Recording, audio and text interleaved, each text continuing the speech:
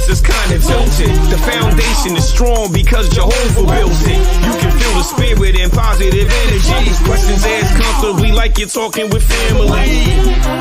Get ready to settle in. Wait for the show to begin. Invite a couple of friends. It's time for Unhinged.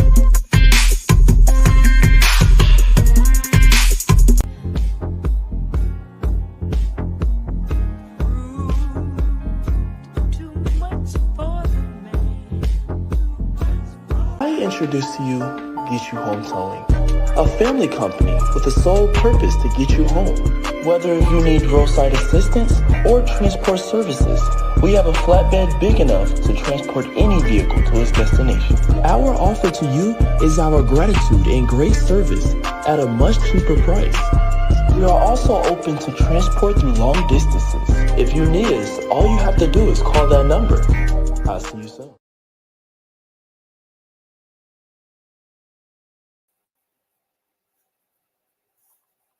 Hey, y'all. How y'all doing? Y'all all right? I mean, what's really going on? Thank you so much for tuning in. You are tuned in to Unhinged Live. I'm your host, Nikita Tilted Halo Hansford, and I'm sitting alongside my good girlfriend, Karen Sims Harrell, Coach Cash herself of Twisted Threads LLC. And you already saw me start to show off with a shoulder shimmy and shake because, you know, we got a groovy show scheduled for you all tonight.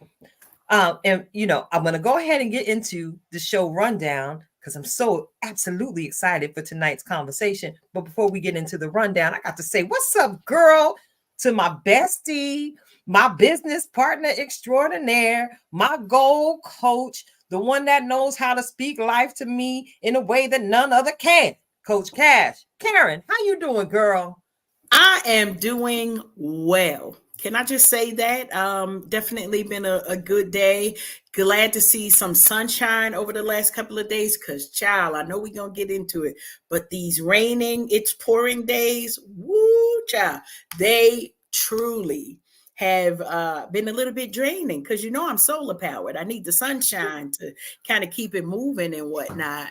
And it gives us a wonderful opportunity to kind of make sure we're getting replenished, you know, so we get our vitamin D, make sure that our skin is right, but also, yeah, that our energy is up. So I might have a little bit more energy.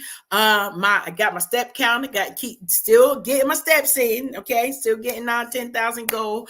And yeah, I'm a little lighter these days. So I'm super excited to like keep on going. Let me check behind me. My background partner's still here though, no matter, you know, I think I'm losing weight in my pinky. But my background partner's still here. That's all I'm gonna say on that. Listen, Gertha. Yeah, Gertha back here living large and in charge herself. But you ain't even asked me about her, did you? My bad. You know how these conversations go. You know, for those of you who are tuning in, I promise you all get to see our real life conversations. We have these discussions offline and then on the air. And, you know, our offline, that ain't none of your business because some of the stuff, we have to reserve that for after dark. That part, or the statutes of limitations have not yet run out, so we got to keep them where they are. So now I got to switch it over to you, Tilted. How are you doing? I'm doing all right. You know, I skipped my after work nap today because I had to have a conversation with a friend who means a lot to me. So I made sure, you know, I let them know that by sacrificing sleep. So anybody who knows me knows if I give up my little nap time, you got to understand that I am under the direct instruction of the Holy Spirit himself, or I really, really care about you. All right. Yeah. As you say, listen, I'm sun deprived, and I legit had a conversation with a coworker today about how I'm just tired since they done took the sunshine away from me. I get it. You know how many weeks I spent laying in the sun on your random sandy beach location, and then all of a sudden the sun is gone. So I'm very mindful of my energy level because, you know, I'm a tropical people. I need something on this melanin to keep it super powered. I need to stay charged up. Yes. So I'm actually considering getting some of those special light bulbs to place, especially in my bedroom and here in the office where I spend the most of my time in the house, because I need to stay a high energy, especially for the next 2 weeks we've got scheduled, Karen. Ooh, child, you tired thinking about it? I am too. But check it out. I don't want to believe it out. I got to pack. That's all I'm gonna say right now. And I have to pack. That's all. I'm not giving it all away. I'm not giving it all away yet. Not yet. We got a whole show. We can get it in. But check it out. Again, thank you to each and every one of you who are tuned in on tonight. We are Unhinged Live. I want to go ahead and familiarize you all with what's going on tonight's show, because again, Karen, the sun is gone, but I promise you, I see somebody out there on that porch right now. You already know. Hold on. We got to represent. Yeah, they got to represent. So listen, they out there. Listen, we're gonna get into our super fan shout out. Of course, you're gonna have. Listen, you're gonna hear a wonderful interview on tonight with our guest, friend to the show. He's family, y'all. Yes. And then, of course, we're gonna have a wonderful musical break by someone else that we hold dear to our hearts.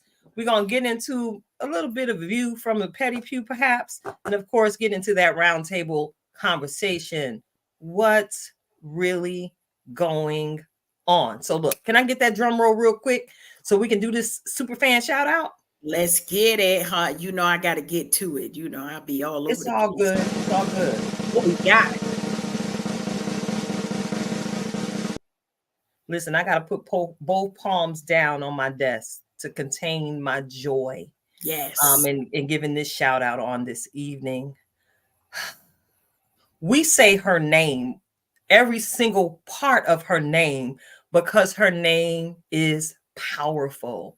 We say her name. We shout her out on tonight because we are celebrating our sister, who is the drama maven extraordinaire. She's the one who dragged us and made us masterful in the dramatic arts. You know, divine revelation artistically ministered through the arts, the drama ministry, the drama maven herself. And baby, she'll pray down heaven and she will preach your soul free.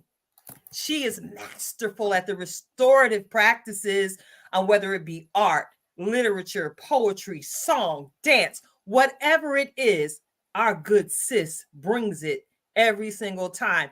And I'm so excited that my eyes got to see the day where she was elevated to the position of pastor. So tonight we celebrate you, our dear sister friend, Kiana. Oh, yes, we celebrate you, Kiana, because listen, we all started from the bottom. Now we're here. Listen, I remember when you were just this little young lady coming from Howard University, following the voice of the Lord, and you landed at the Oasis where you found all of us. And you have been a tremendous blessing, not only in the lives of your sister friends, but to everyone who's ever served alongside you. I thank God for the on-time ready word he keeps in your mouth. And I love how he continues to invade your dream to expand your vision. I'm excited about the force to be reckoned with that is called ever so eloquently. You are sister Kiana Cox Jones, pastor. Yes. Kiana Cox Jones. We celebrate you tonight, and I thank you personally at this moment in time because I got to give you your flowers, sis. I remember when we started this journey in broadcasting, when I was a little nervous, worrying about what these church folks was going to think about me walking in my true purpose. But you took the time to speak life to me and say, sis, we need you exactly where you are, because we need people in diverse places to spread the love of God. So we celebrate you. We celebrate your husband, Minister James Jones. We celebrate you as well, and your children in your household. May y'all continue to be blessed for generations to come. Yes. You got anything to add to that? Because I know she dear to you too. I mean, listen, that's my little sister, and I got the adoption papers right from her mama, so that part. But super excited. It's so much to say. It's just on time. It's just on time. For those of you and I'm looking forward to who the might family be in that part. Listen, I told you I'm packing. That's all I'm saying. It's going to be a family reunion. That's all I'm But saying. in any event, check it out. We got to let tonight's guest in because, again, we were trained well in the House of Excellence. Shout out to GSC, our faith community, where we all connected many years ago. Look at us, still together now, doing great things in the name of the Lord with our divine giftings. I know, but today's special guest is a little bit different, right? Yeah, he is. He's a little not only is he family, right? I mean family. I mean like prayer, singing, acting, seeing and supporting, right? But he done gone off and started being an actual superstar out in these streets. He's a star. He's a star out here in these streets, and so super excited to connect with him. So I think I'm gonna open the door so we can let him in, so everybody else can enjoy in this excitement that we have to be welcoming our special guest. So I'm gonna let you go ahead and do the actual introduction while I press the buttons over here. Mm-hmm. Tonight's guest, what is it that he don't do? That's the best way to put it creatively. I remember making this gentleman's acquaintance, this Renaissance man's acquaintance, right there in the choir where he was standing smack dab in front of me singing the mess out of that tenor. Boy got some pipes on him. Not only can he act, he can sing. And not only can he act and sing, he could cook too, y'all. He makes one mean cheesecake. It's been a while, but I promise you, all I got to do is think about it, and I could take the buttery goodness in that there crust. That part, gotta wipe the side off. I have photographic evidence that I have enjoyed the strawberry cheesecake by Chester. Let him in the room. Let him in the room. Go. This is our dear brother. All that pre-talk about Goldie in the Mac has bled into this introduction. I'm feeling like I'm in Oakland at the Sneaky Fox. Love it. You want to make it do what it do, baby. Well, thank you so very much to my sisters in Christ, to that very warm and very humbling introduction. It is a delight to be in your midst again, and thank you again for the overwhelming invitation. I'm quite flattered. Thank you. You're welcome, Roy. As I made contact with you and asking you to be the guest on tonight's show, I shared with you it was something that you said to me years ago that gave me a bit more tenacity in pursuing what I'm doing here with Unhinged Live and Tilted Halo Broadcast Media Entertainment. You encouraged me in a way where I don't think you really realized. You encouraged me to be bold. And it is that encouragement that I've held on to. And here it is, 2 years later, my LLC is growing strong. And I do have to say thank you publicly, Roy. Thank you for picking up the phone and checking on the sister. Thank you. Thank you for pouring words of encouragement when many like yourself that have gone on to do greater things, you don't always tend to look back. We thank God that you continue to look back and look out for your sisters in Christ to make sure that we're okay. So thank you. I appreciate you. Well, to God goes all the glory, and by his amazing grace, you're welcome. I'm delighted to know that those words and the moment that he provided has been an inspiration to you in the same way that I can look at words that both of you ladies have shared with me, during our multi-year tenure. I clearly remember being in the choir and God nudging me that it was time to move on to something else. I didn't know what that something else was. And Karen has a nickname. Karen's nickname for me was Sing Better Than the Racket, not record.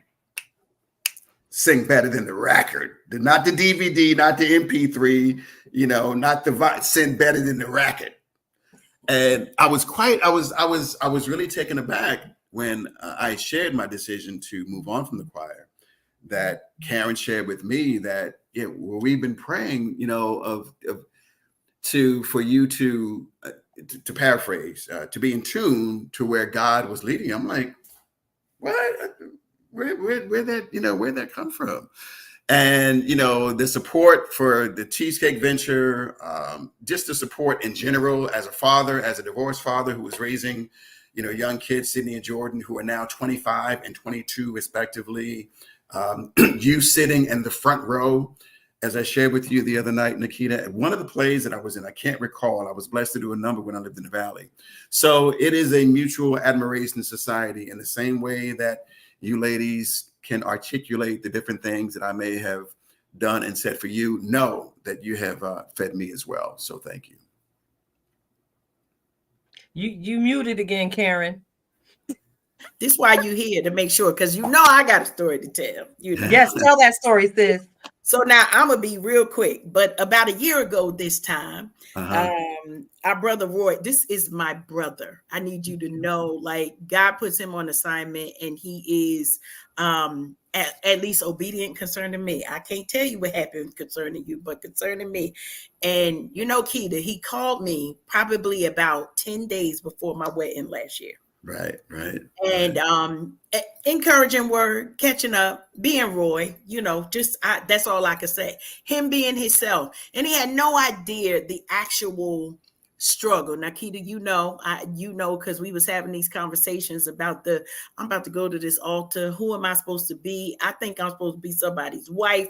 Who said this was gonna be? So our conversation just was a reminder.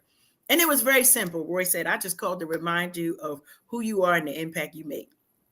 And I wasn't driving, so we were safe from me crashing into something. But I promise you, in that moment, I just was like, Lord, I thank you for the people who you have in our corner who helps God spoil us. Because these were things that I had spoken with a lot of anxiety. And those who know me, I don't really do anxiety well. I just don't do it. It's like, oh, wait, you know what? I'm going to be right back. And y'all ain't going to never see me again. Well, that's the whole story.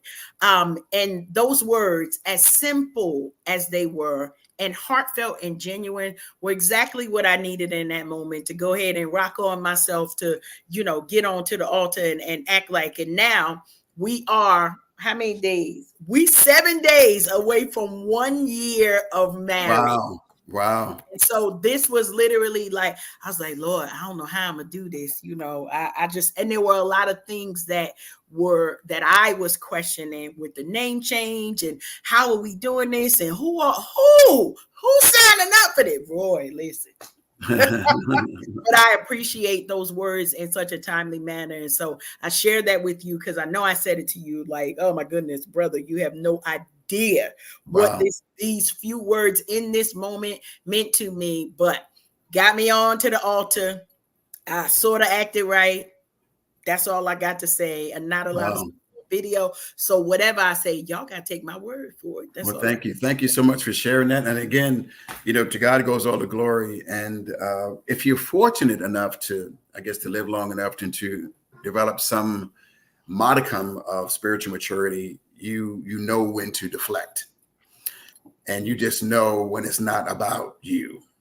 So I'm thankful that in that instance, I was obedient because there's clearly was something that God had placed in me to share with you. So to him goes the glory. Yeah, I appreciate that. Now one thing y'all gonna hear, I promise you, Roy gonna give the glory to God. You ain't gotta worry about that. Don't worry about him taking none of these accolades and stuffing them in his back pocket, because all of it is going straight to God. And that's one of the things that we appreciate about you, Roy, so much. But we know this gonna be like, I promise, like as soon as we heard Roy's coming, this is an exact masterclass. So go ahead on and share this broadcast with your friends. I don't care what nobody say.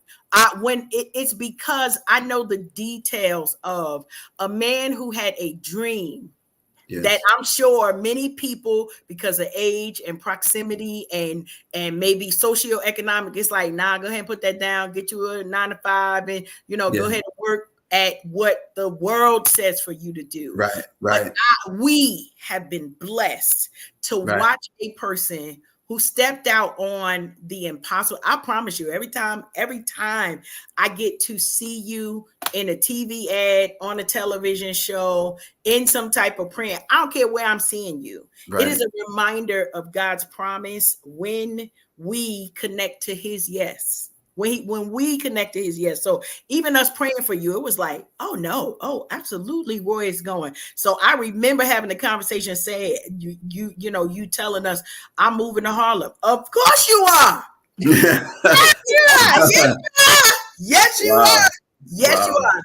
And I got to give a shout out. So I spoke to Ariel today, my oldest granddaughter, and I told her, I'm going to be connecting with my friend Roy. I said, you remember Roy, the one with all the cheesecake? She's like, I do need another cheesecake.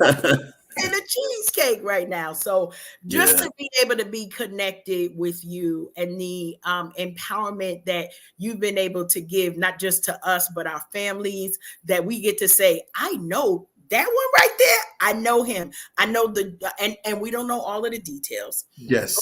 You've been generous with sharing and being transparent with the portions of the journey. Yes. And absolutely. so, as we get into this, for those of you who don't know, I've said it. He's on commercials and print ads. I'm gonna say a regular. And we pray it all continues on the Saturday Night Live. If you haven't seen him as being in the background, but he's also graced many a stage with some good acting. I remember one of the first ones that we saw. It was on one of those murder reenactment shows, and you were like playing somebody who, like a serial killer or something. Forensic Files, Forensic Files. Oh my goodness. And my kids, my sons, when I tell you how much of a blessing it had been that I knew I had gone to Shiloh specifically because my family needed to see those positive role models, right? Those positive male role models. And I'm like, Roy's on TV. Now, Roy sang in the choir with my sons, and then I'm telling them Roy's on TV, and they're like, "Yeah, okay." They know I get excited about stuff that probably don't matter to regular people, right? But we got to see you, and they were like, "Wait a minute." And I tell you, we talk about the impact that's made when our children see folks who look like them in any type of capacity. Now, of course, they knew you weren't a murderer, but you played it really well. You played it really well. That's so good. Listen, very good. So I want to lead us with a question of what helped you birth that acting bug that now has kind of grown. And when I say he's a starer, I mean, you could Google him, you could see him on stuff. You could, what was sort of those initial things that kind of said, I think this is the thing that I want to do. And we're going to work on this craft. Sure. I'll give you the Reader's Digest version. So when I was a child coming into my teen years, people told me that I had a nice voice. And I learned something about people who use their voice to act, doing voiceovers. So that's something that was on the inside of me ever since I was a teenager, right?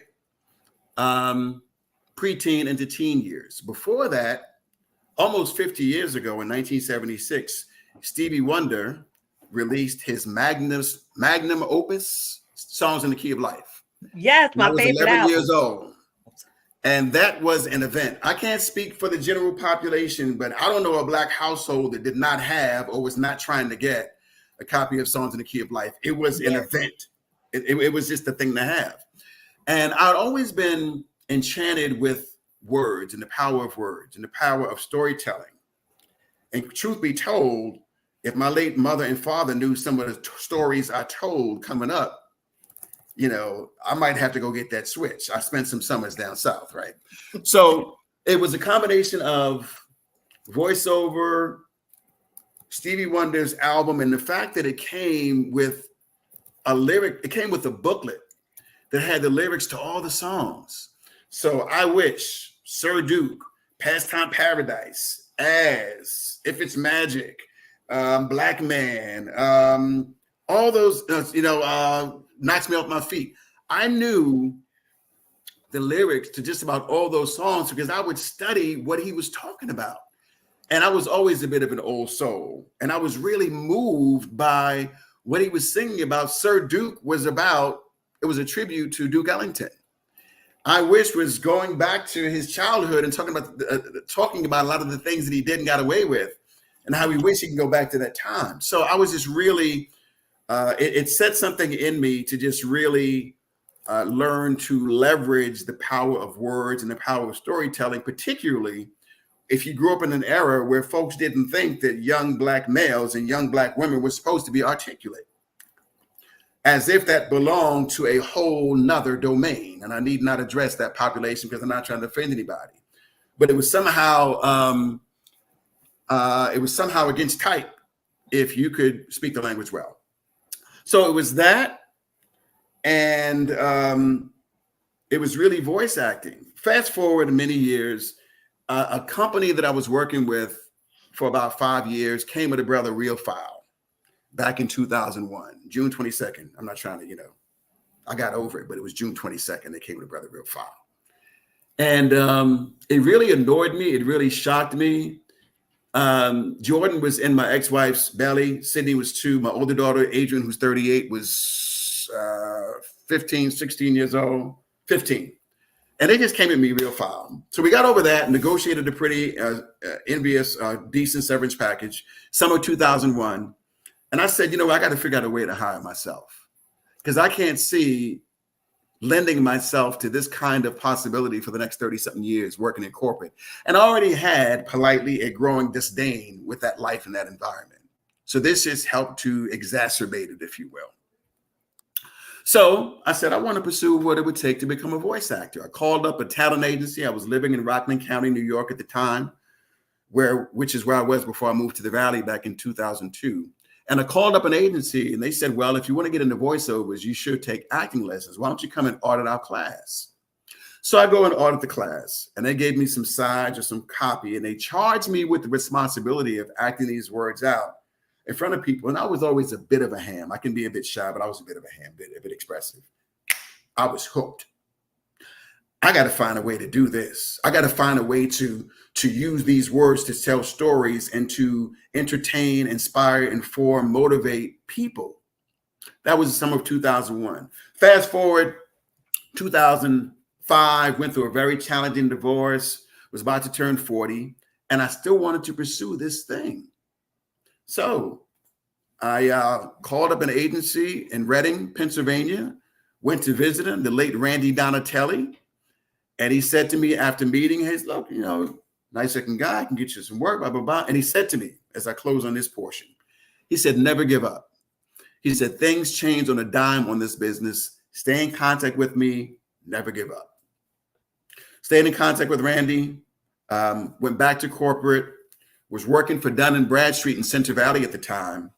And I get a call Wednesday, September 19th from Randy. I see him on my cell phone. What are you doing on Friday? I have a spot for the commercial. Not doing anything. Sit tight, I'll get back to you.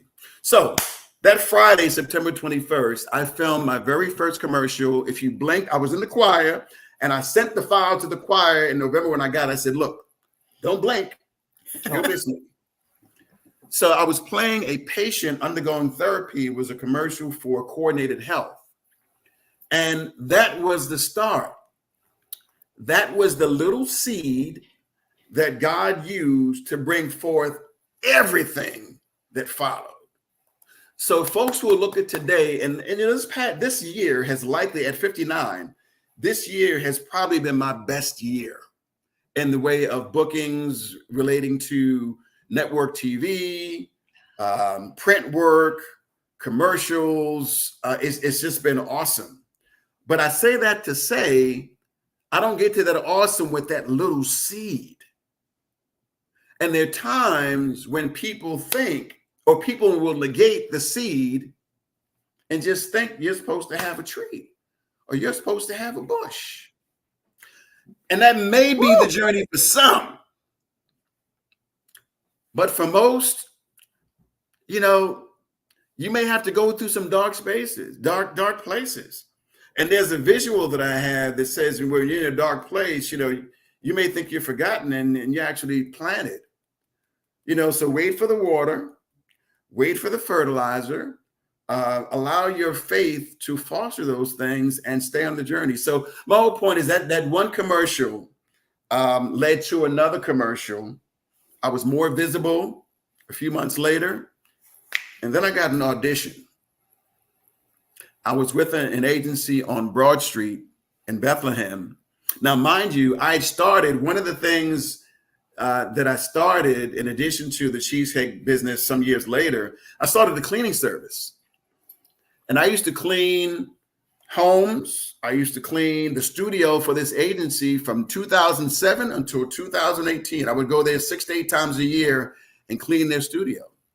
When they called me, I thought they were calling to schedule a cleaning. No, we have an audition for you. Okay. They sent it over, worked on it, memorized it, went over at lunchtime, filmed the audition, left it alone. I wasn't calling every day. Did I get it? Did I get it? Faith, right? Although I was feeling it on the inside. Don't let me fool you. I was feeling it on the inside. And they called me and said, well, it's down to you and another person. Then they called me 2 days later. I booked it. It was my first commercial in which I was a principal.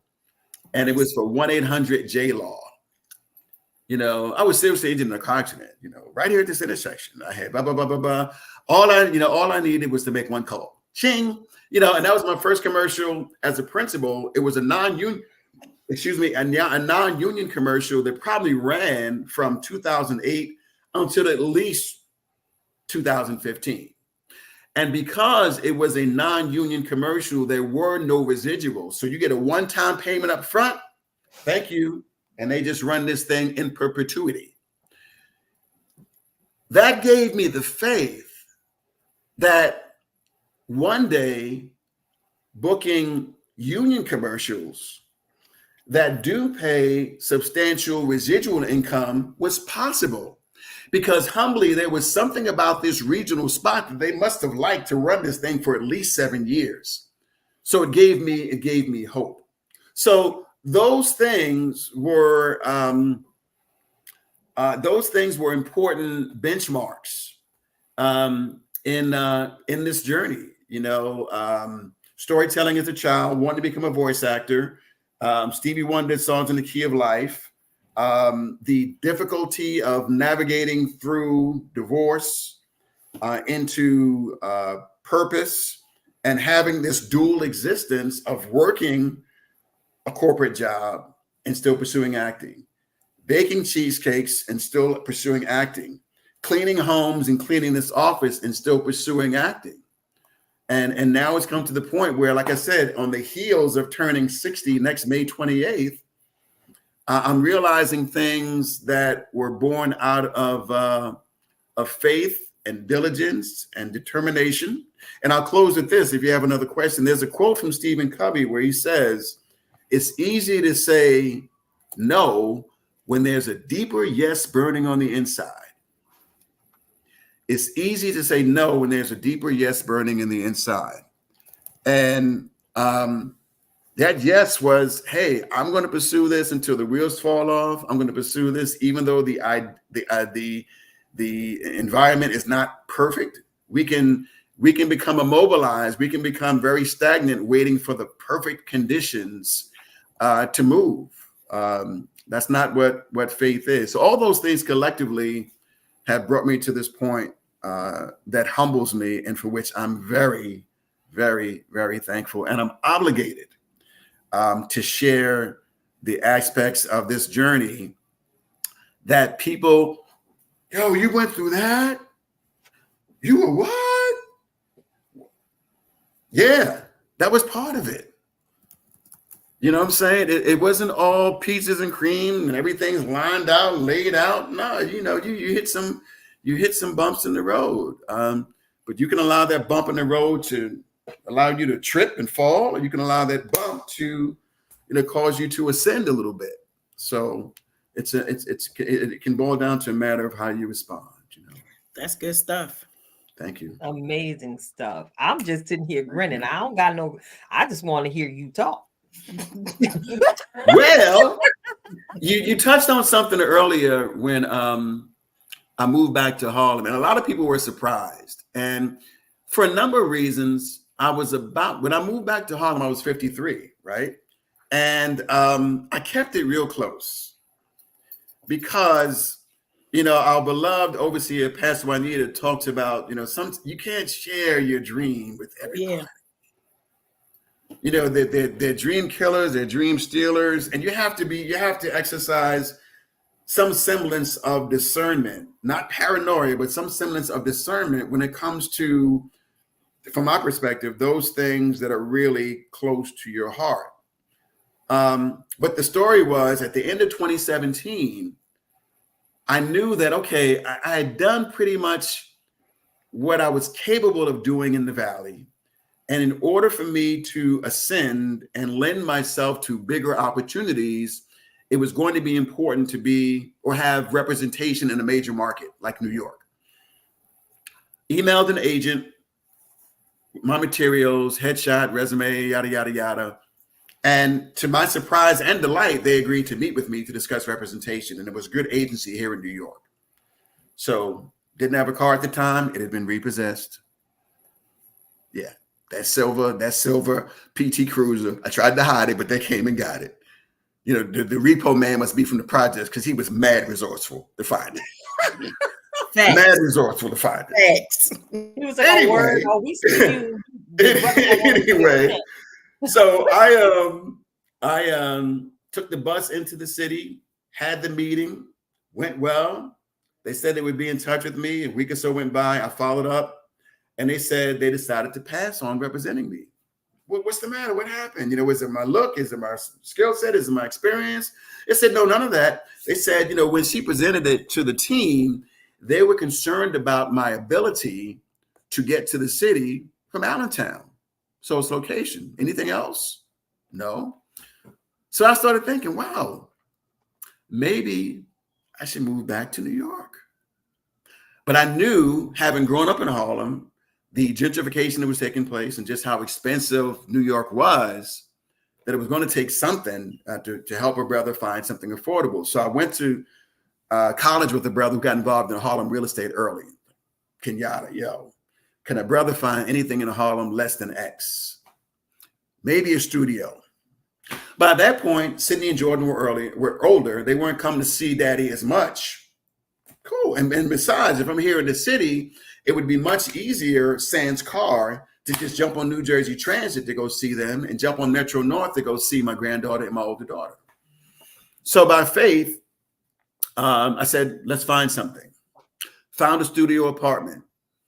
Didn't tell many people. If my sister's listening, didn't tell my sister because I love her, but she worried too much. I came into the city, signed the application and everything. Done deal. 5 days before I'm getting ready to move, his leasing person reaches out to me. That apartment we found for you, man. We leased it out to somebody else. We find another place for you. It's bigger. It's a 1 bedroom as opposed to a studio, but it's going to cost this much more money. Oh, time out, brother.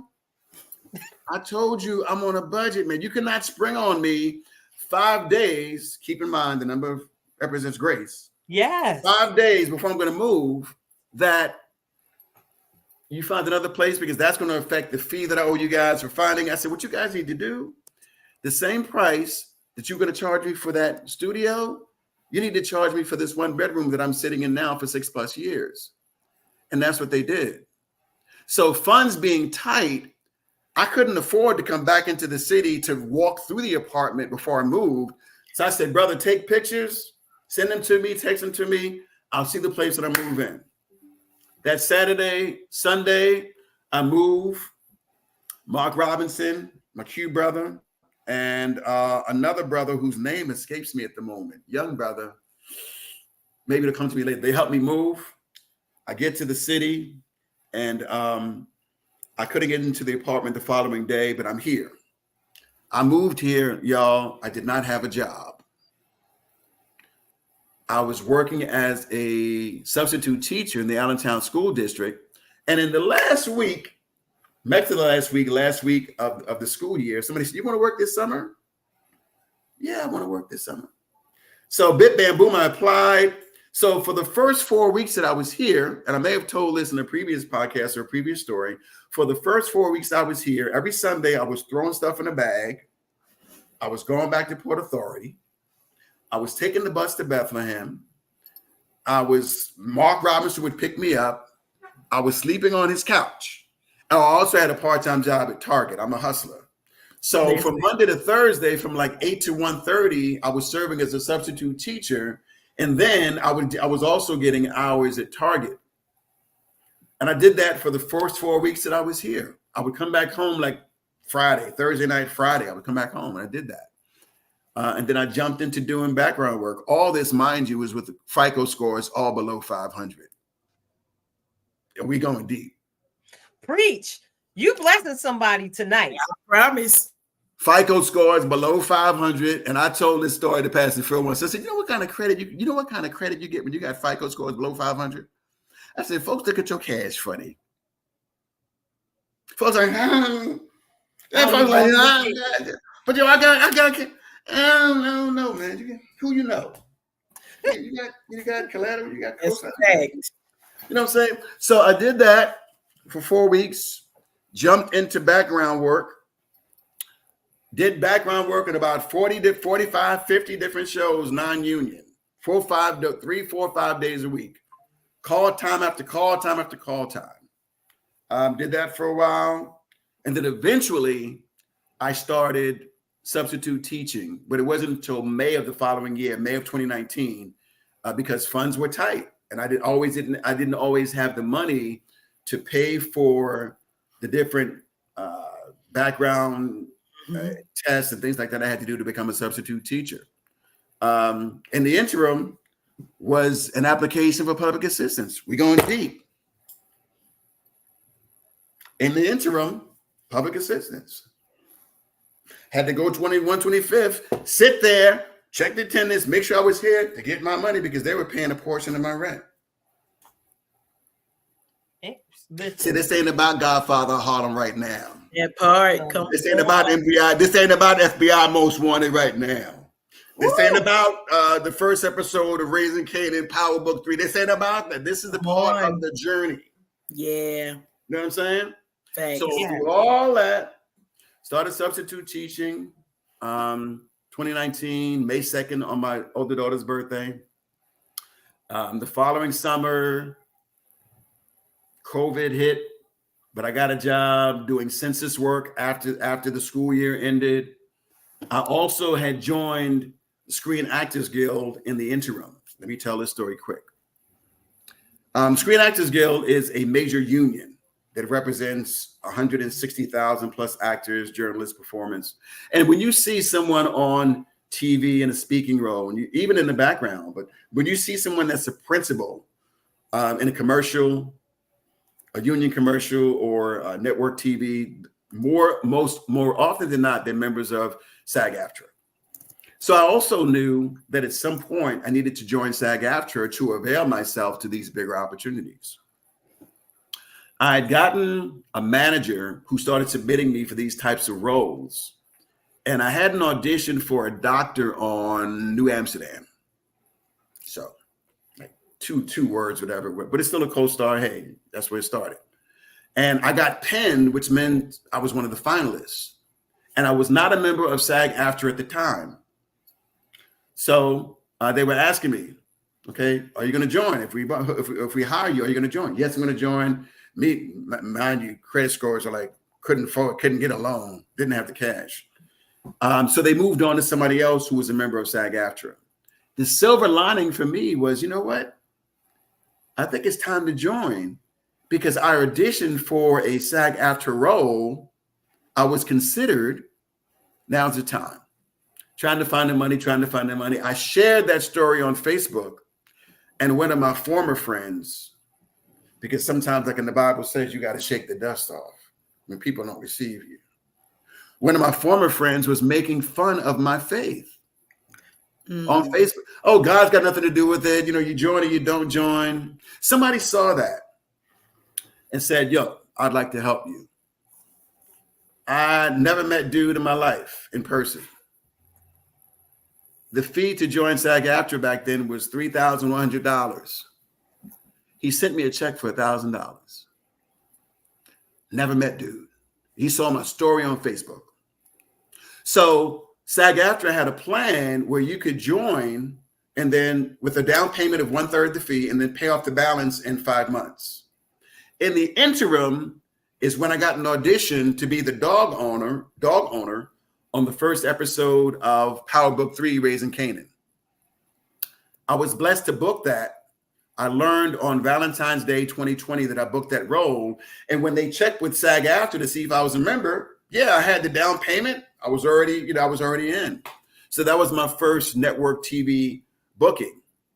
I got myself to a point where I wanted to pay dude back, sent him a check for half of it. He said, look, I'm not hurting. What if I just rip this check up and forgive the rest? If you just make the commitment to do that for somebody else. And I've been blessed to do that. Wow. So and that was my first network co-star role. I've been blessed to have a number since then. It's been an incredible journey that has been undergirded by faith, determination, just doggedness, but faith more so than anything. And again, it has not always been peaches and cream, everything's laid out for you, you know, not by any stretch of the imagination. But it doesn't make me any less thankful to sit in this chair with two dear friends and whoever else is listening and just share this journey. You know, as important for me as any credit that I earn is that, especially Sydney and Jordan as my younger daughter and son, because my older daughter is more established, she's 38. They've been there from the very beginning. Mm-hmm. So when I did my first play in 2012, this was a commitment. This is where I really started learning how to act. It was with Touchstone Theater. It was called A Resting Place. It was a commemoration of the 150th anniversary of the Civil War. And it got to the point where I was going to rehearsal like 20 hours a week. This is a part-time job, including weekends. And we would do a full run of the show from like 10 to 1, lunch 1 to 2, another full run of the show from 2 to 5. And in those weekends that Sydney and Jordan were with me, they were troopers. They would come with me. I had to bring them with me to rehearsal. I get up in the morning, fix breakfast. We'd go over to Touchstone and rehearse. And they were at the point where they would entertain themselves with Uno or whatever. And so they've been with me from the very beginning. And I'm thankful that, and I'm hopeful that there's something from my journey that they were a part of that they can adopt for their own and know that faith and diligence and a commitment to excellence and just doggedness, you know, can deliver some good results. So I'm just thankful. And, you know, to be at this stage of my life, and I look at the first 6 months were just crazy. You know, I had to co-star on FBI Most Wanted and a couple of print gigs. And there's an infomercial that should be out this month, if it's not out already, for a company called Total Gym. They're celebrating their 50th anniversary. Okay. You working out in the commercial? Yes. As a matter of fact, if you see any Total Gym promos, and they're out there on Facebook a lot, there's like a 15-second promo, and you'll see me twice in that promo, working out on the equipment. Was blessed to film that one back in May at this beautiful house in Bryn Mawr, PA, where I got a chance to see our brother, Dr. McKnight. Awesome. Yeah, because he was right there at Haverford College. So as I was leaving, I got a chance to go and catch up with him a little bit. But I'm just thankful for the journey, warts and all, because we can't, in my humble opinion, not to be super theologian by any stretch, we can't profess to embrace what Romans 8:28 says.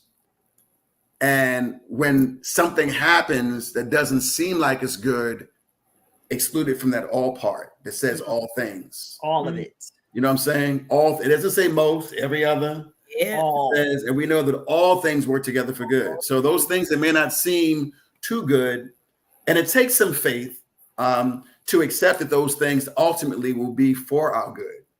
Oh, by the way, FICO's closing in on 800 nowadays. All right now. So, we're in the 780s, 790s nowadays. So I've worked diligently. One of the things that I spoke to Pastor Phil about last time we had a chance to break bread. One of the things he said is that he said, you'll never change anything you can tolerate. You'll never change anything you can tolerate. And for many years, I just tolerated that I can't do anything about that situation. But when I got sick and tired of being sick and tired and sat down and put together a plan, things started happening. But I'm just thankful. I know that I'm blessed, and the blessing is not something that's designed to remain within me. I have to share.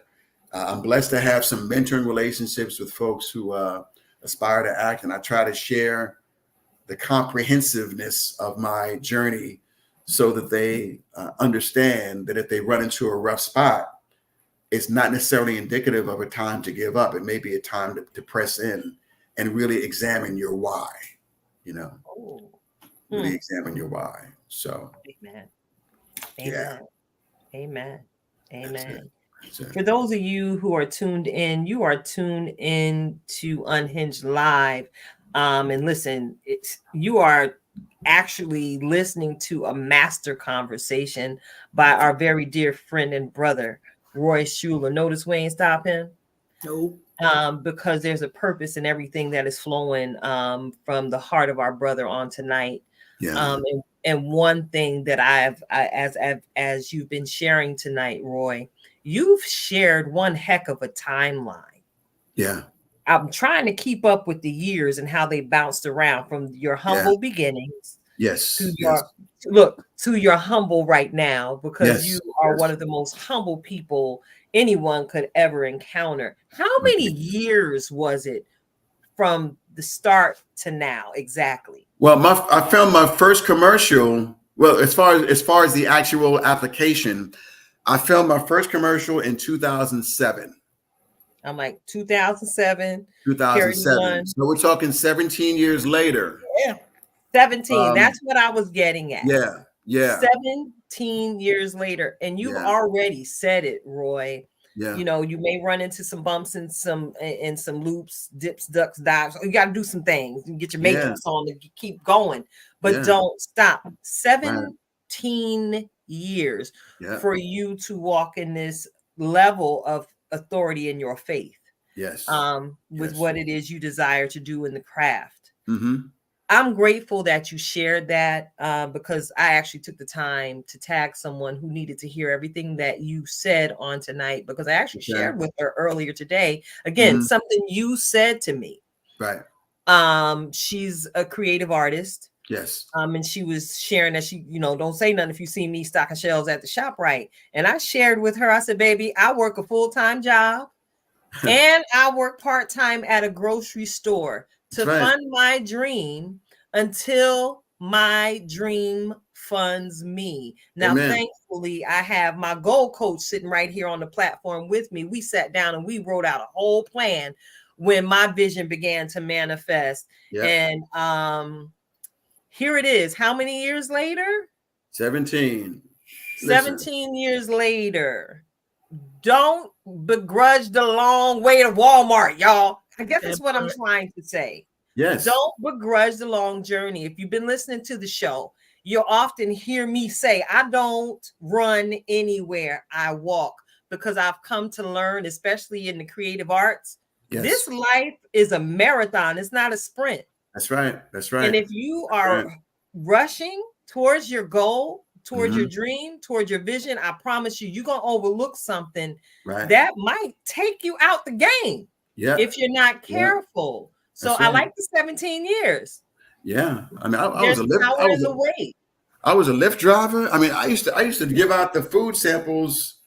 I think it was in Sam's Club, wherever it was. And I remember one day, Leslie Coleman and her daughter and her mom came in. Yo, I'm working. I know that's right. I had a paper route delivering the Express Times for like 7 months. You know, so there's a lot. There's a lot to it. Thomas Edison said something along the lines that, you know, there are times where people will miss out on opportunities because it shows up dressed in overalls, looking like hard work. Woo. You know, it is what it is. But it's worth it. It's all worth it. It's so worth it. It has been so worth it. Me needing a nap even today, not sure if I'd be coherent to even have this conversation or to host this broadcast on tonight. Yeah. Is it worth the sacrifice of sleep for me? Yes. Yes. Why? Yeah. Because I have TV goals myself. Right. Not necessarily in front of the camera, but behind as well. Yes. Yes. I have goals. Yes. And as you said ever so eloquently, Roy, I'm a hustler too. You know. Okay. And I think I got part of my hustle again, as you were encouraging me with the words I shared previously. You encouraged my hustle as well. Yes. Okay. Yes. I gotta work. You had a part-time job. I remember having the conversation with you when you shared, I got a part-time job. I said, oh, he got a part-time. Yeah. Okay, so that's not strange, because people were trying to make me look like something was wrong. Like, why are you doing all that? No. I got a vision. I got a passion for my vision that can't stop, won't stop. Yeah. So until the vision manifests. That's right. I would go from substitute teaching to taking the bus and getting off at the Target on the Airport Road.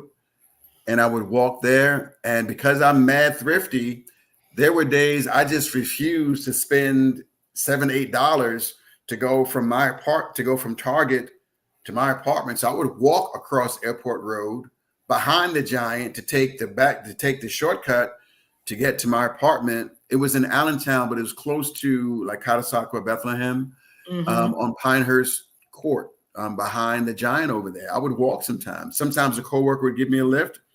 Sometimes it wasn't available, so I would walk. Unless it was mad cold or snowing, I might call the lift. But other than that, I would just walk home, because I would get off sometimes at 10:30, 11 o'clock. And that was just the deal. So, you know, there's a lot of story to the glory. And it's important for folks to understand that that's just a part of it. You know, it's a part of the journey. And it's a part that's worth embracing. It's a part that's worth celebrating, because it builds, in my opinion, it builds a certain character that may be difficult to get in other ways. Denzel Washington said something along the lines. He said, to paraphrase, he said, sometimes success can be more of a deterrent to. Yes, I said easiness can be more of a deterrent to success than adversity. Something along those lines. Right. That if you grow accustomed, I'm going to see if I can find it very quickly. If you grow accustomed to things just being handed to you, you may not develop the mettle, you know, that's required when things get tough. You know, that's good. But that's the basic message of what it is. Oh, here it is. Ease is a greater threat to progress than hardship. So keep moving, keep growing, keep learning. Ease is a greater threat to progress than a hardship.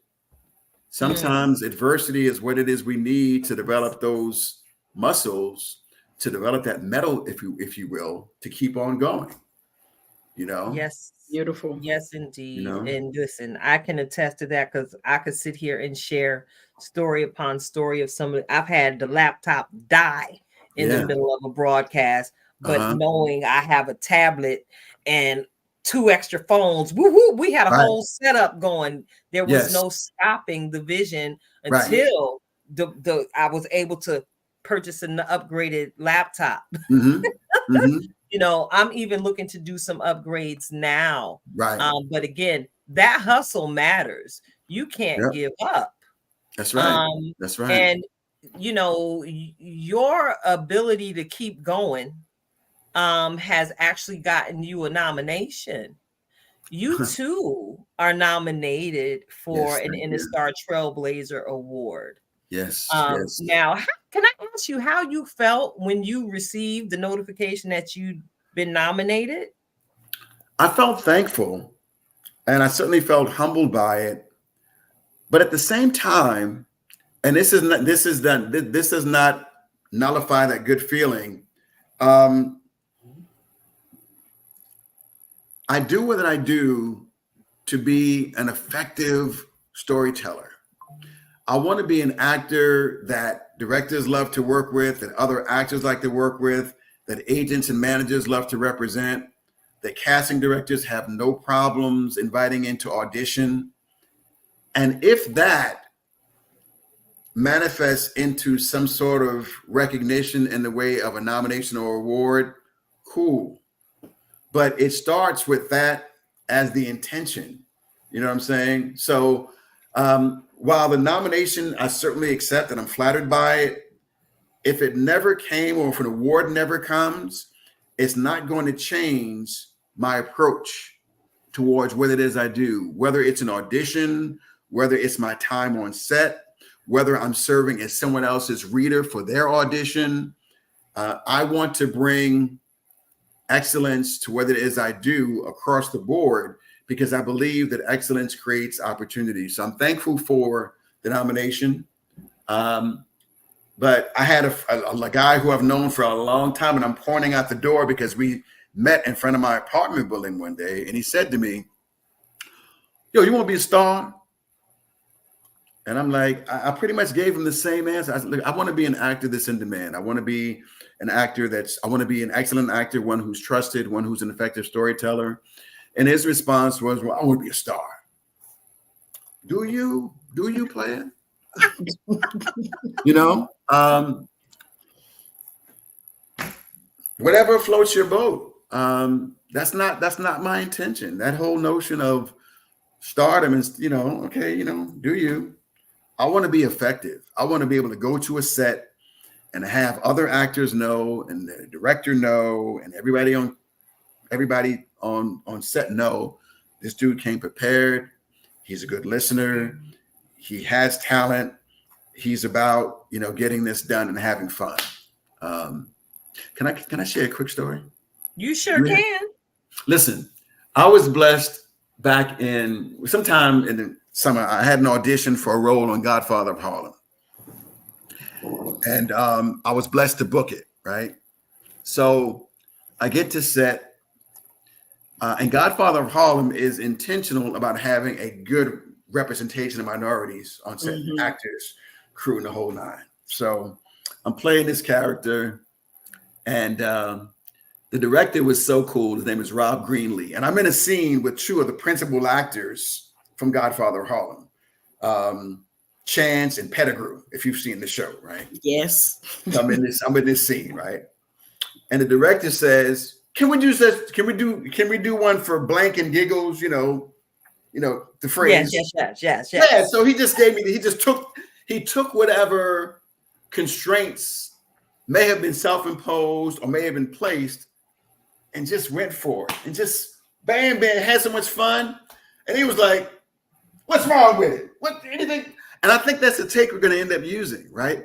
I had so much fun. He comes over to me, says, "Look," he says, "for whatever reason, the guy who runs the show, Chris Brancato, is the showrunner, the creator of Godfather of Harlem.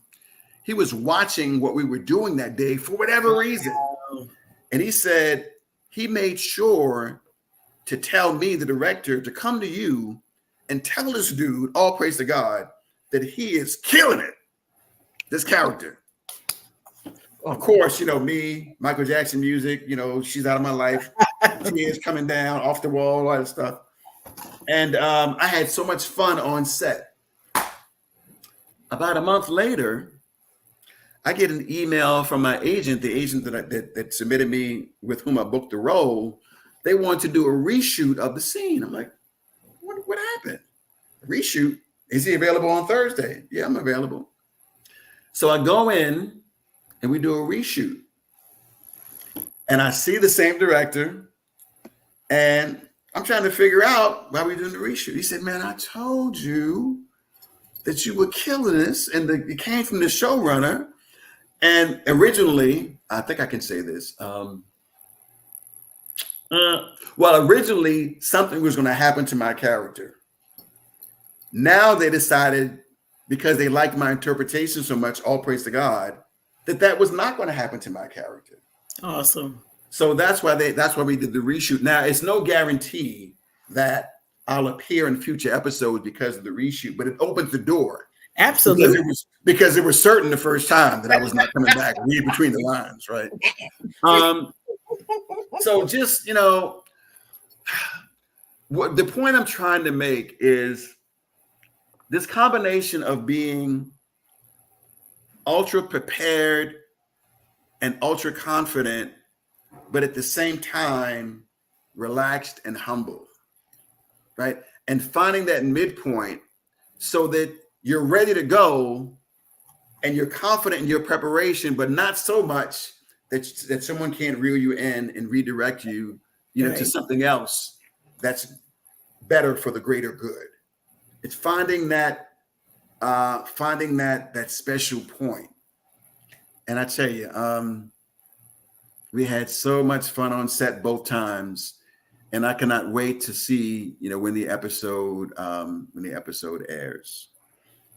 Bless me either. Now I got to make sure I got all the subscriptions paid for, and we're gonna have to review that on our Merrily Down the Stream. That's all I'm gonna say on that one there. I want to say how timely this conversation has been. I had the distinct pleasure of spending some time with my oldest grandchild today. Mm-hmm. A lot of those me moments, yes, where you get to pour the nuggets into the next generation. Right. I guess second one, or all of the things, and we have a conversation, and we got Uncle Josh in the mix, and I start talking to her, and he mentions to me, she's saying the same thing that she said to me, right? Okay, right. You're thinking yeah, that's a thing. Mm-hmm. He said the difference is I didn't listen to everything that Mom said, so he's telling niece, listen to what Mimi said, and so. Right. I share that as an opportunity because Ariel is 17. You've been doing this for 17 years. Right. She is in her senior year of school, and we're talking to her about the same thing that tilted what you said. Get that W-2 so that it can fund your dream until your dream can fund the rest of your lifestyle. But how powerful it is to not only learn the lessons, but be able to share the lessons. Yes. And then also knowing how the lessons have shaped your right now and how it shapes your future. So such a powerful message. We got to say thank you for being such an amazing storyteller. I know Tilted and I are in awe, and we let them talk. Yes, we are, because just let it go, let it roll. Lives are being changed. We often think that the blueprint comes in one size, right? Yes. Blueprint does not come in one size, because some of the things that other people said you need to do ... And because of the strength of your faith, God protected you in areas where other people may have crazy stories, or maybe it didn't end in the way that they were hopeful for, but that leaning on your faith and knowing, that discernment and building up that maturity, that is like that superpower to the dream that Yes. supercharge it in a way. Yeah, you know, secular folks, they make it too, but we always want to be thinking about like at what cost, you know. Yes. Yeah. And I know Tilted and I've Yeah. had conversations, and she like, I'm not giving up nothing to get to where I need to go. And Ain't so, right. so That's right. knowing That's we right. give all glory to God. The Holy Spirit is welcome in this space. On Yes. this platform, we may actually have church given the unction. Don't start with me. You know what? I wish we had more time because I wanted to include something about the Mr. Earl experience, and that'll have to. We'll have to. We got time. All right. You look. We time let you. show. This you. Well, listen. All right. So listen. So it's been my dream to book national commercials for years. I remember when I was dating the lovely Affy. Was it Affy Mitchell now? When I was dating Affy years ago, and we talked about being specific about dreams, right? And I got this audition earlier this year, and I knew from the onset that it was something big because we had to sign a non-disclosure agreement at the audition phase, and it just said major sports brand. And it also came from the ad agency. Like I said, I'm from the projects. I'm resourceful. Let me find out who the ad agency is and what kind of work they've done. Looked at the ad agency. They're the ones who came up with Just Do It. Okay, so this is the Nike spot. But I had to put that in its own silo. Because going back to something I was saying before, if you strive to operate, and Steve Martin says it this way, be so good that they can't ignore you. Mm-hmm. It's another way of saying just pursue excellence. And I believe, and I think we all believe collectively, that excellence has its own rewards. It's like the cream rises to the top. Excellence is going to produce something. So I said, okay, it's Nike. I'm not going to feel as though I have to be extra or got to do this. I'm going to dot my I's and cross my T's. If this was New Balance, if it was Armour, if it was Converse, whoever, Nike put a little something special to it. But I wanted to make sure that I was operating in excellence. So auditioned for a bunch of stuff. Then they said, okay. They sent it back. We'd like to see this janitor. We'd like to see it with a comedic slant. Okay. Put some comedy in it. Then we had the virtual audition. Right here in my apartment, using this as my backdrop with the picture down. We get to the virtual audition, you had to be let into the room. And the person who was regulating traffic said, okay, I need to have everybody say their lines out here because I'm letting people into this virtual room and people don't know their lines. Now, when that light goes on, something can happen. Where you can be ultra prepared and all of a sudden, you Ralph Cramden on the $99,000, whatever. So repeated my lines, audition. I thought it went well. I thought there's some things I could have done differently. And you try to read when you're on audition, okay, I'm trying to read body language or whatever. It's done. Okay, it's done. Forget about it, move on. I think that night I got an availability check, either that night or the next night. And on 10:30, that Thursday night, I was getting ready to go to Jordan's graduation. I think that night or whenever, I learned that I booked the role. So Thursday, I got the email. Next Tuesday morning, I'm in a flight going to Charleston because that's where we filmed the commercial. And there's a point to this. I get down there for the fitting one day. I'm trying on janitor uniforms. And I tried on one that was bluish, one that was greenish. They would make the decision the following day. I get to set the next day and I see the storyboard. And I had no idea, and here's why I'm closing on this. I had no idea, and I'm glad that I didn't from the onset, that not only was this a 60-second commercial, but it was being told from my character's perspective.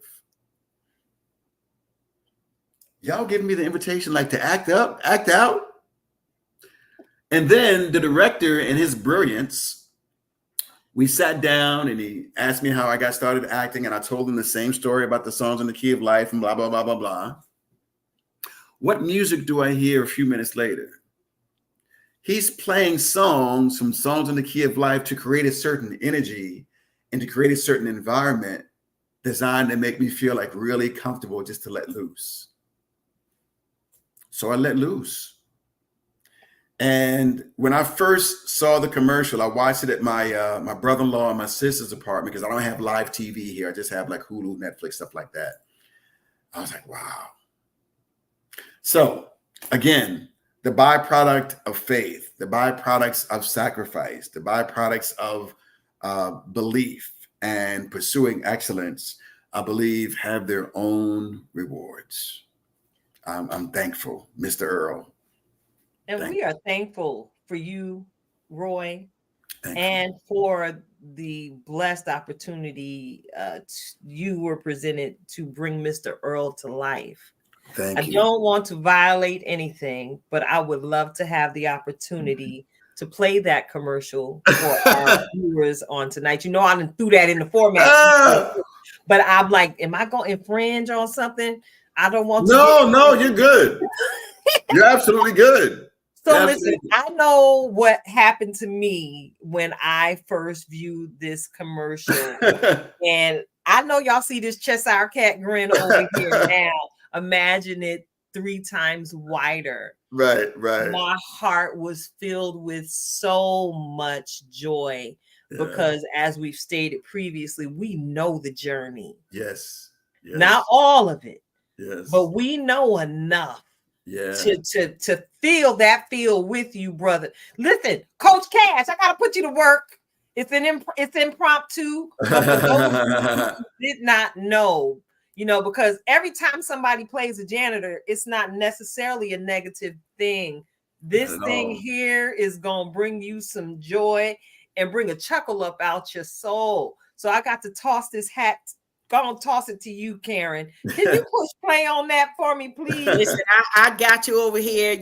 Sometimes I gotta hit this mute button, so make sure nothing don't necessarily make noise. It ain't supposed to make noise, but for this purpose, usually I got on my DJ hat right now, Brother Roy, and so tonight are excited to share this with you. So when we talk about culmination of a dream, a national commercial, y'all don't even know the noise. Okay, that was made not just the first time we watched it, because we watched it more than once. So this one has been on repeat on a while. So listen, we're gonna share the screen. We're gonna get over here. The WNBA janitor is what those folks over there at the plate, they don't say. If they come over here, we'll say all of the swoop words that we need to them. So I'm just gonna press play on this and let it do what it do.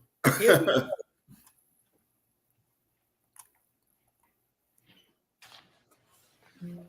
I worked there 27 years. I ain't seen nothing like this before. No. Is there such a thing as too much basketball?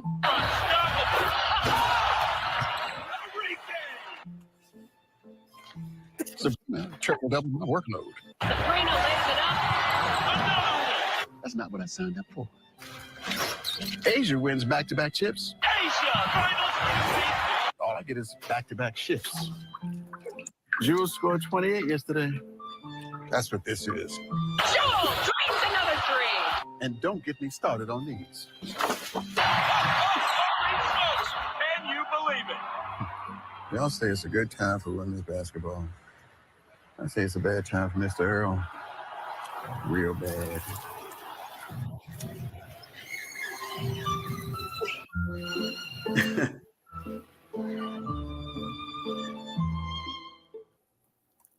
Love it, love it, love it. That was such a special. We gotta clap that up. Yeah, clap it up for that one. It's a blessing. Indeed, it was. There were folks from the ad agency, Wyden and Plus Kennedy. They're based out in the Pacific Northwest, and folks from Nike. So it was just an amazing day. I'll never forget. I'm so very, very thankful. Hey, God goes glory. Yeah. Yeah. Oh, and one other thing on that, I mentioned before during the fitting, they had me try on a bluish uniform and a greenish uniform. That greenish uniform I chose because it reminded me of my late father, because he was in maintenance at a hospital here in Manhattan, and that was the color of his uniform. So the director actually asked me, which one would you prefer? I said, I want to wear the green one because it reminds me of my father. So there was clearly some of him in that interpretation. You were taking notes. Beautiful. Yeah. You were taking notes. Yes. Yes, indeed. So thank you so much for all that you've shared tonight, Roy. We got a little bit of time left in the show, and we do have a few things written down. Okay. I wanted to go ahead and acknowledge and just ask our viewers and our listeners to join in with us as we continue to pray and do what we can to support those in our country that have recently experienced the devastation of Hurricane Helene. We see that there's been some catastrophic flooding in many areas. Many people have lost their homes. Many people absolutely just don't know what they're going to do to rebuild their lives, as this is a first-time experience for so many of them. So we're asking, please, ma'am, please, sir, those of you who can, if you would like to support the relief efforts that are going on with our brothers and sisters down in the southern region of the Midwestern portion of our country, do your best to connect with a reputable agency. Do your diligence because every GoFundMe ain't for them. Connect with a reputable company or organization to donate. Pray for the first responders that have gone out in caravans to help out. Pray for the families who've lost loved ones in this situation. There is so much that's really going on here in our country. We would be amiss if we did not, lift these people up in prayer. I know a good friend of ours, our sister Massey Williams, and her husband are down there, and she's been checking in periodically online, keeping the faith, saying that they're okay, and I'm grateful that they are okay through this time in their lives. Continue to pray, y'all, because there's a whole lot going on. Not only are we seeing what's happened with the hurricane, we just started a longshoreman strike, y'all. And I know my phone was ablaze yesterday with so many messages coming through, encouraging me to hit the grocery store and stock up on everything that I think I might need. Because they're anticipating that this strike is going to cause an import shortage, because that's what the longshoremen do. Well, I believe I've read and come to understand that this is all about that dollar bill, y'all. They're looking for a pay increase, and they're also striking against automation as well. We've had conversations in the past about how AI is being implemented in so many ways. So think about those career longshoremen, those who've done this work generationally, that are looking at job loss possibly, because again, there's automation on the scene. So please, ma'am, please, sir, if you haven't gone to the grocery store, I'm going to ask you this. Please leave some toilet paper for somebody else.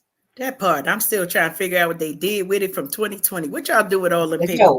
Please leave some toilet paper for somebody else. Unless, you're going to be the one handing it out like it's trick or treat. Okay. That's hopefully the powers that be in the unions can come together and come to a solution. Everybody's striking. I know we threatened even to strike as the Communication Workers of America as we marched for a fair contract earlier this year. We got a contract. I won't necessarily say if it was fair or not, because I like my job, but and I enjoy the work that I do. But we did meet with some level of success, and using your voice collectively has power. Necessary. I'm a believer in that. And I was, grateful to have been one to help lead the charge in addressing administration when we said what needed to be said during contract negotiations. October is a get it done busy month because it's also Breast Cancer Awareness Month, y'all. And I listen, I'm a survivor. I'm a survivor. I'm not gonna give up. Listen, I'm a survivor. So y'all know I'm gonna bring that up. And I'm grateful for the information that I've gained through my continued healing journey. Thank God I'm cancer free. But for the next 4 years, I'm subject to poking and pinching and prodding and follow-ups just to make sure I continue to receive the all clear with these several doctors. So this isn't a journey that is just for women. Men also suffer from instances of breast cancer. All right. So please make sure you're doing what you need to do, doing your self checks at home, ladies and gentlemen. All right. I know it might be difficult, for some of us to do it. Look, one of my friends who was diagnosed, her husband found the lump. And ultimately, though she had to go through some extreme treatment, she's still here today. Shout out to my girlfriend, Melissa. My girl, Melissa, she was an encouragement to me when I got my diagnosis, and she made sure she checked on me. Amen. So those of us who are survivors, we are like a network now. We checking on each other. We making sure that we're sharing the information. And that's, yes, Karen, as you knew, when I received the diagnosis, and I just praised God for it and made people think I was crazy. I knew he was trusting me with the testimony. Yes. Now I have this information, and I've been grateful to share and even refer people to my surgeon. And I'm grateful. I'm grateful to just be a light in somebody else's path, giving them direction, where to go to get what needs to be got. Yeah, and I want to speak as a supporter.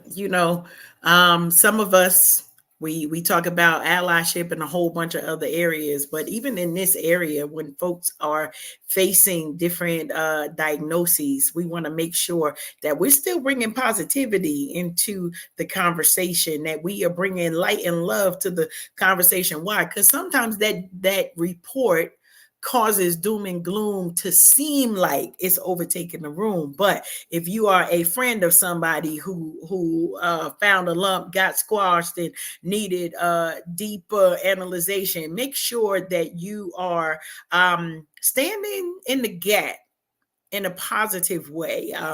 As you can imagine, for many people, the reports might send them running, and everybody is not running to the altar.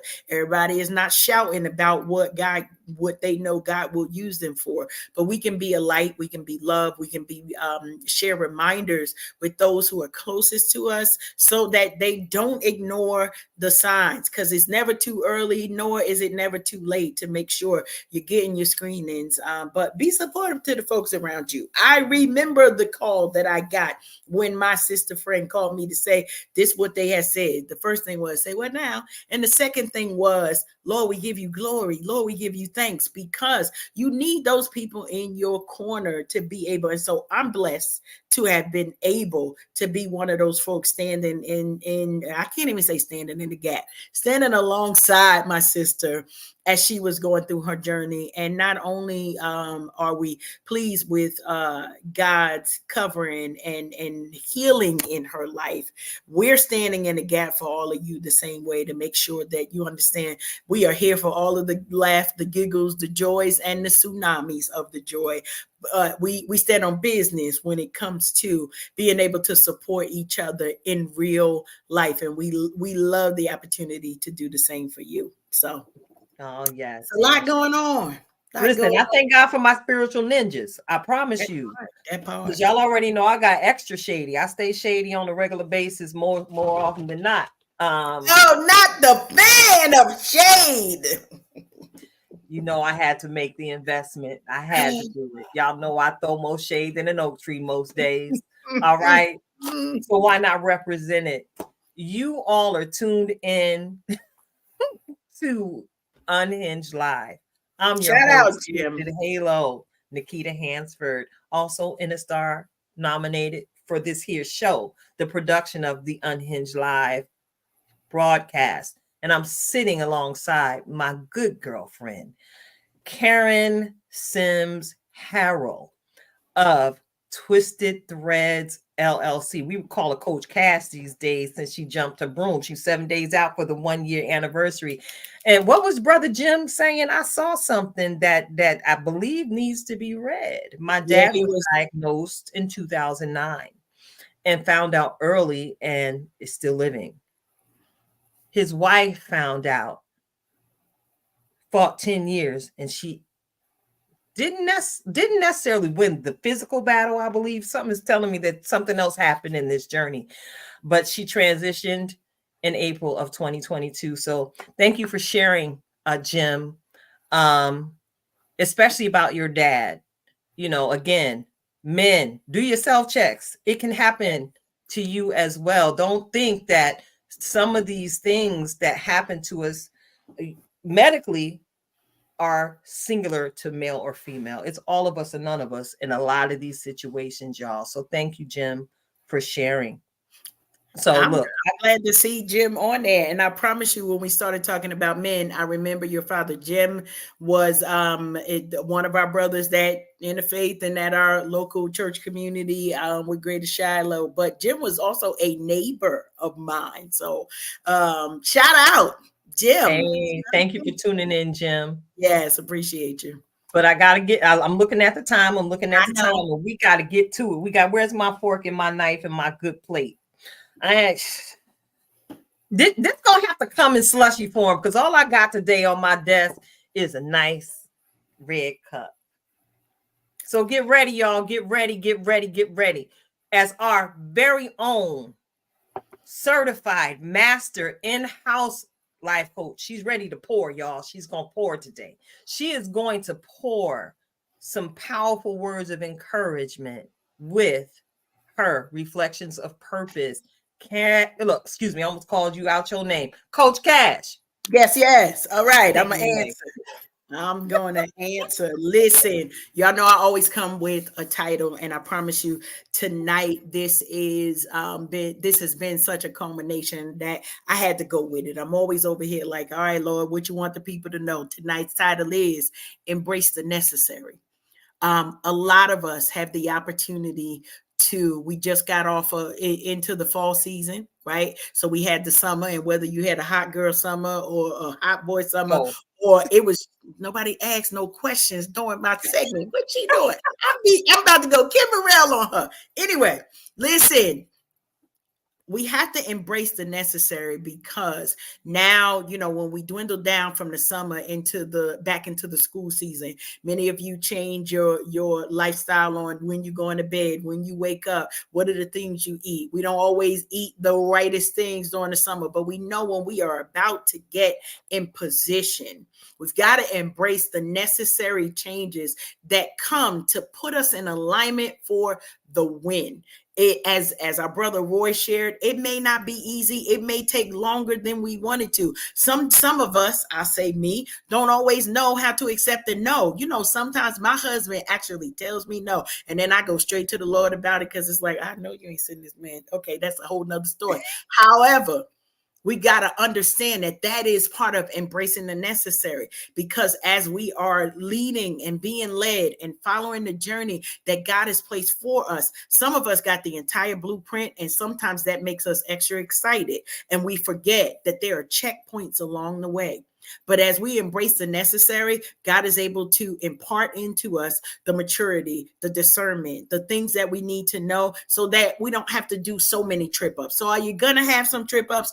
Maybe. I'm going to go on and say probably. But those trip ups don't have to take you out. They can be learning opportunities for you to build on, to grow on, and make sure that as you're embracing the necessary, the rest of the stuff that flows on, those trickle things that go around, the icing on the cake, the cherry on top of the sundae, they come along as you continue on the ride. But we want to remind you tonight, why? Because I'm here for the cake. I tell y'all that every week. We can't get to the cake until you complete the necessary steps to get to the win. So we want to remind you, embrace the necessary. Why? Because the win is just ahead. Tilted. That's your slushy for this evening. That's my slushy for this evening. That's your slushy. I'll take that. All right. I'll take that. Very on time, powerful words. Thank you so much, Coach. We appreciate you, and I'm gonna make it even personal. I appreciate you. So listen, we got to wrap it up. We are at the end of tonight's show, but I would like to again take the time to say thank you, Roy, for joining us. And before we go ahead and tap out, can you share with our viewers how they can connect with you to possibly book you for a voiceover work or even speaking engagements, because you are an inspirational speaker? Thank you very much. I appreciate that invitation as well. Just revamped my website a few months ago. I'm going to make a few more changes, but I like where it is now. You can find me at royshuler.com. That's ROYSHULER.com. I'm going to put it in the chat now, but royshuler.com is the best way to reach me. Oh, I misspelled my own name. Lord have mercy. Lord have mercy. Okay, and I got glasses on. Okay, let's fix that. Okay. We appreciate it. Okay. Now it says the comment has failed to post. I don't know why. Well, But I'm gonna go over here. Yeah, if somebody else could. Well, good, because I'm glad my error is not in there multiplied several times. That's that spirit of excellence that rests on us all. Exactly. It's my name at Roy Shuler. It's my name at myname.com. Wonderful. There you go. There you go. There you go. So listen, I got to do that Just Be outro, don't I? Come on, do it. And with so much inspiration and positivity being poured out on tonight, all I could think was of this scripture that just bubbled up. So I'm going to take it a different direction. You never know what direction I'm going to go. Get your passports out and keep them ready at the Unhinged live show. And thank you for joining us, to all of our replay viewers. But the scripture that came to mind was 1 Corinthians 15:58, as I like to stay in the theme of Just Be. Therefore, my beloved brethren, be ye steadfast, unmovable, always abounding in the work of the Lord, for as much as ye know that your labor is not in vain in the Lord. That's right. Just be, y'all. Yeah. This is Unhinged Live. And it's a wrap. This is the end of the show. We're going to see y'all with something special on next week. Keep your eyes out. We got a giveaway. Until next time. Peace. Thanks, everybody.